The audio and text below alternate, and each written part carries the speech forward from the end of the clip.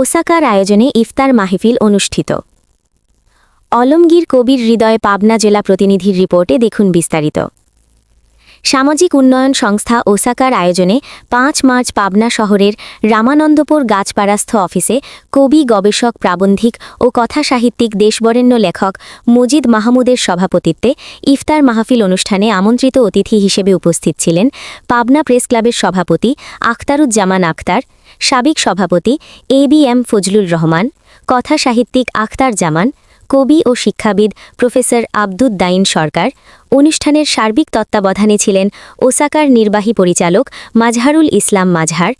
এছাড়াও অতিথি হিসেবে উপস্থিত ছিলেন উত্তরণ পাবনার প্রতিষ্ঠাতা সভাপতি কবি ও বাচিক শিল্পী আলমগীর কবির হৃদয়, কবি ও চলচ্চিত্রকার দেওয়ান বাদল, কবি ও নদী গবেষক ড মনসুর আলম, কবি ও সাংবাদিক আরিফ আহমেদ সিদ্দিকী, কবি ও গীতিকার এনামুল হক টগর, অধ্যাপক ড Abdur Rauf, Pabna technical school and কলেজের বিভাগীয় প্রধান আলী আকবর মিয়া রাজু, জেলা যুবদলের আহ্বায়ক ইলিয়াস আহমেদ হিমেল রানা, উত্তরণ পাবনার যুগ্ম সম্পাদক আরিফুল ইসলাম হেলাল, সাবেক সাধারণ সম্পাদক কবি ও বাচিক শিল্পী মঞ্জুরুল ইসলাম মঞ্জুর, কবি আদ্যনাথ ঘোষ, কবি ও কথাসাহিত্যিক যাযাবর জিয়া, মহিয়সী সাহিত্য পাঠচক্রের সভাপতি রেহানা সুলতানা শিল্পী, কবি ও সাংবাদিক জুবায়ের খান প্রিন্স প্রমুখ।